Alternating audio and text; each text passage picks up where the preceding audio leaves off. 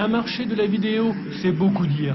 C'est vrai, il y avait bien quelques vendeurs, une vingtaine environ, mais il faut déjà noter qu'Américains, Anglais et Allemands ne se sont pas donné la peine de se déplacer. Et puis, le comble pour un marché, il n'y avait pas d'acheteurs ou si peu. Restent les produits de la vidéo de création, semble-t-il. Jugez vous-même. Typiquement, vous avez ici une image complètement dégradée par la bande sonore, c'est-à-dire que c'est les composantes de la bande sonore qui dégradent une image réelle. Vous avez ici un couple de danseurs qui dansent une valse et vous voyez à quel point il est dégradé.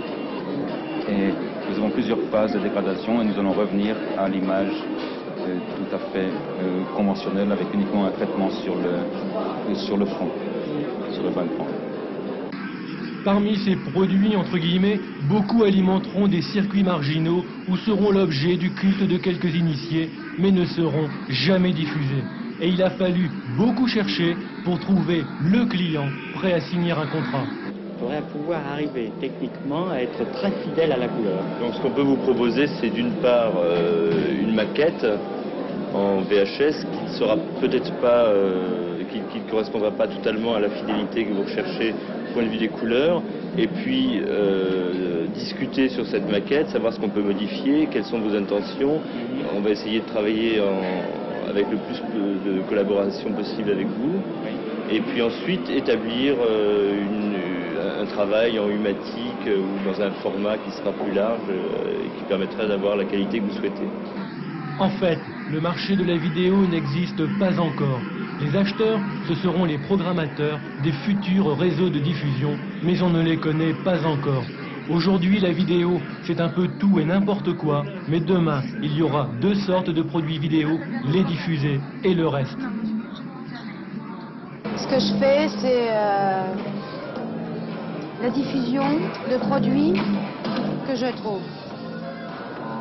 Et les produits que je trouve, c'est notamment la musique, les groupes qui ont beaucoup de talent, que je prends à ma charge, parce que je suis éditeur musical et diffuseur vidéo.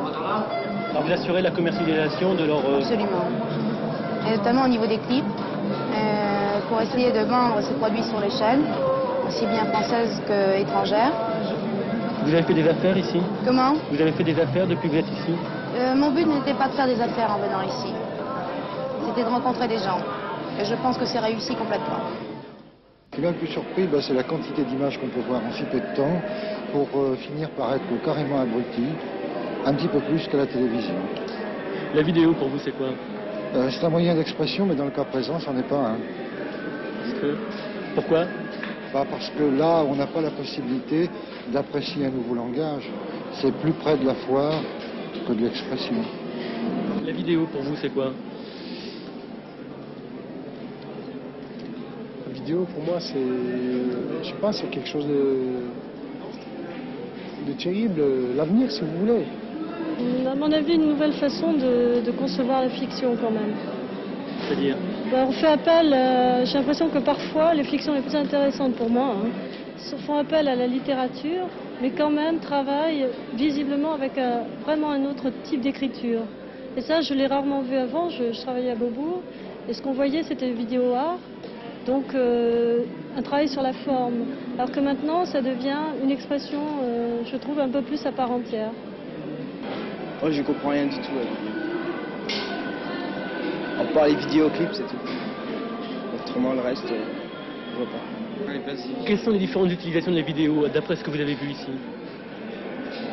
Excusez-moi, j'ai pas compris. Qu'est-ce qui m'a impressionné?